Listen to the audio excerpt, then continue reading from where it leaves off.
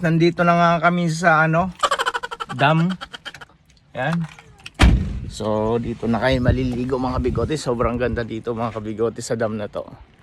Yan, tingnan nyo. Ayan, ang ganda pa ng mga tanawin mga kabigote. What?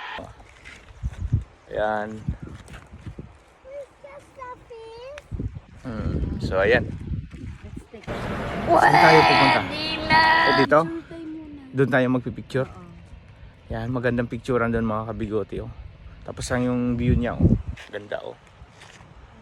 Yan guys, magpipicture muna kami. Mamaya na yung pagbablog natin. 1, 2, ready? Smile. Talagang mag-enjoy kayo dito mga kabigote. Tingnan mo yung isa kong kasama, enjoy na, hindi pa naliligo yan. Okay. Yan. Ito yung mga cottage nila dito mga kabigote. Ayan, nakita nyo naman, di ba? Sobrang ganda.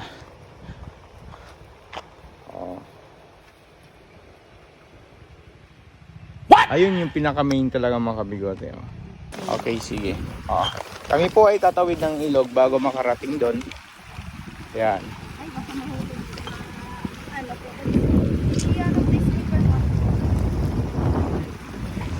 Okay. Napakaganda, makakapag-relax tayo mga kabigote. Sobrang lamig ng tubig.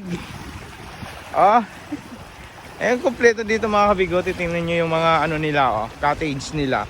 Ang problema mga kabigote, hindi ko alam kung magkano yung cottage nila dito. Okay. Pero wag tayo gagamit ng cottage, baka singilin tayo. Hindi naman siguro, no? 400 only. Contact messenger. Yan, 400 pa lang. Pag gusto niyo mag-picnic dito, 400 pesos lang. Pwede na kayo mag-enjoy. Yan, tingnan mo yung dalawa, enjoy na agad, Hindi pa nagsisimula yung bata, enjoy na agad, Yay! Ito si Bakit na, enjoy, Kendrick, where you going? Yan guys, solong-solo pa lang namin tong yung ilog. Wala pa kaming kasama. Meron naman yung dalawa, mag-asawa din nandun sa likod. Kahit ito lang yung baon mo dito, sobrang mag-i-enjoy ka na. Tingnan mo yung bata, enjoy na agad, Yay! Woo! So ayan guys, nakita nyo naman kung gaano kaganda dito sa Maga Dam, Alsem Dam. Di ko alam kung ano yung tatawag sa dam na to mga kabigote, pero tingnan nyo naman, sobrang ganda. Sobrang mag-i-enjoy kayo maligo. Diba? Kita nyo kami, tara, mag-enjoy na tayo maligo. Diba? Woo! Family time ngayon. Say hi to my vlog. Hi to my vlog. Hello. Inubos na niya yung kutsirya.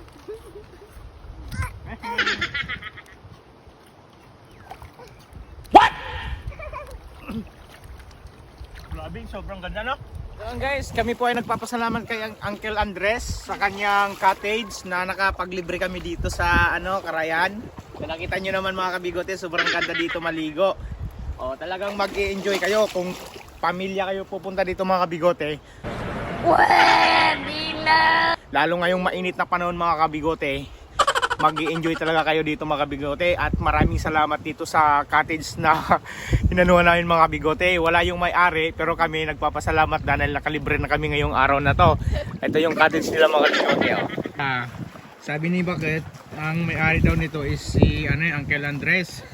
So yan, nakita nyo naman yung mga cottage natin mga kabigote, di ba?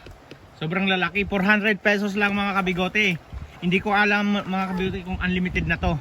Pero parang alam ko ang limited na yung nito yung cottage maghapon, 400 pesos mga kabigote. So ayan, thank you very much Uncle Andres.